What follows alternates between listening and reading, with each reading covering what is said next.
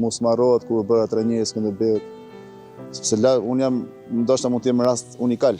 Vërtet, pasi nga fusha direkt. Nga fusha direkt stol, por ashtu rollën ngjarje, edhe për shkak leadershipit që kisha unë në skuadër dhe në qytet, dhe më mend një periudhë ne bëm 5-6 shumë i rresht dhe tifozët nuk ngjova një fjalë të keq. Dhe më thonin disa me shaka, ti kishe bërë 6 shumë profesor në qytet tjetër do të kishin vënë në bankën e të akuzuarve. Dhe për diçka që veçoheshin gjithmonë ushrit e Dëborës, ishin padyshim koreografit madhështore të tyre, që sidomos në ndeshje të rëndësishme bënin zhurmë në gjithë Shqipërinë, apo jo? U rritën ata bashkë me ne.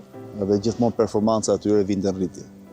Vinte rritje deri diku dhe surprizues edhe për ne që dilnin fushë dhe shikonin për herë të parë atë koreografi. Kështu që ata meriton respekt madh sepse në çdo moment ka qenë afër skuadrës. Dhe kjo madhështia, profesor, e Skënderbeut që padyshim rriti nivelin e futbollit shqiptar, duket sikur u zbe pak nga ai dënim i UEFA-s për 10 vite përjashtim nga kompeticionet europiane. Si u përjetuan kjo nga lojtarët, nga stafi drejtues, nga tifozët gjithashtu? Patjetër që kjo u përjetu keq. Prapë ne jemi të çuditur nga ai vendim, edhe pse kanë kaluar vite shumë, edhe për mënyrën dhe në kohën kur erdhi. Se ne nëse vitin e parë ishim të pezulluar që mos merrnin pjesë, vitin e dytë kaluam 4 ture, luajtëm në Europë, hym grupe, morëm 5 pikë dhe dënimi erdhi pastaj në mars, anë shkurt.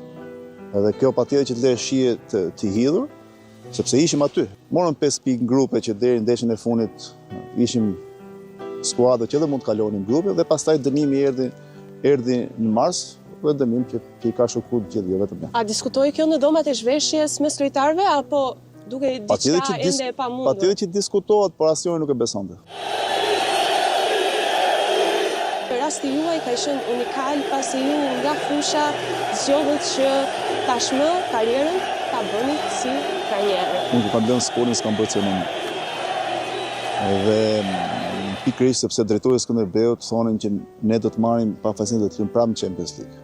Dhe skuadra po priste që luante përsëri në Champions, sepse kishim dalë kampion, ishim gjithë entuziastë, kishim një koeficient më të mirë dhe u shortonim në vazë më të fortë.